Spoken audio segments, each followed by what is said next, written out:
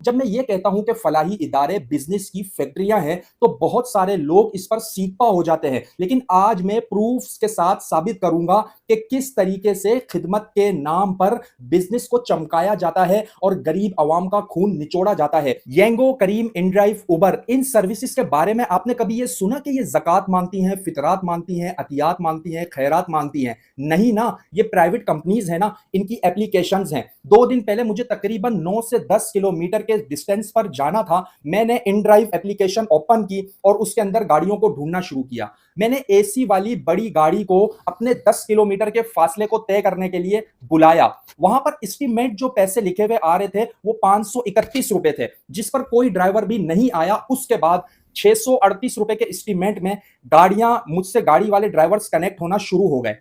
10 kilometre का फासला अहमियत रखता है। 10 किलोमीटर तय करवा रहे हैं इनड्राइव वाले 638 रुपए में, एसी वाली गाड़ी में सहूलत के साथ।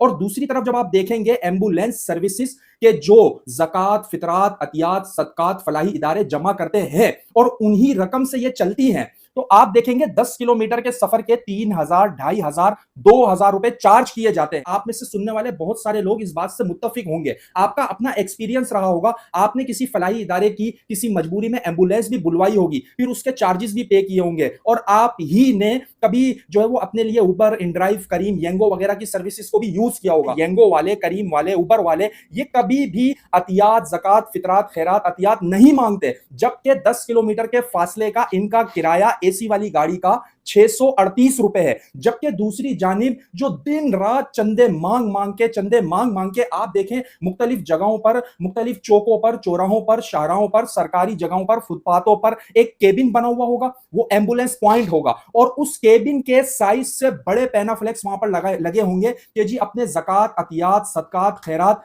इस इदारे को देकर सवाब हासिल कीजिए। तो भाई जब आप सर्विस प्राइवेट लेवल से भी महंगी दे रहे हो, आपने इसको बिजनेस बनाया हुआ है, आप 638 रुपए का सफर जो है वो हमसे मजबूरी में डेड बॉडियों के साथ, मरीजों के साथ 3-3, 4-4, 5-5 हजार रुपए बटोर रहे हो। और ये मैंने एक्सपेरिमेंट किया, मुख्तलिफ लोगों से पूछा, मेरे अपने वास्ते भी पड़े हैं, उसके बाद जाकर मैं ये वीडियो रिकॉर्ड कर रहा हूं। तो फिर आप फलाही इदारा किस चीज का हो? आप जो है वो खिदमत के नाम पर क्यों आते हो? जबकि एम्बुलेंस भी डोनेशंस की, ड्राइवर की सैलरी भी डोनेशंस की, उसके अलावा आपके सारे इखराजात जो है वो डोनेशंस के पैसों से जो है वो होते हैं। लेकिन उसके बावजूद भी कोरंगी, लांडी, औरंगी, सरजानी, न्यू कराची और जो है वो छोटे छोटे गरीब इलाकों में अगर किसी को दिल का दौरा पड़े, कोई डायलिसिस करवाने जाए, कुछ और करवाने जाए, जो है वो उसको एम्बुलेंस की नीड हो, तो फिर आप इतने ज्यादा चार्जेस उससे जो है वो लेते हो। और फिर पूरी दुनिया के अंदर डोनेशंस लेते वक्त, चंदे मांगते वक्त, अपीलें करते वक्त ये तासुर देते हो कि हम फलाही इदारा है। तो भाई फिर ये बता दो कि येंगो, इनड्राइव, करीम वालों का क्या कसूर है? फिर तो उनको भी ज़कात, अतियात, चंदे जमा करने चाहिए, उनको आपसे ज्यादा जरूरत होगी यार।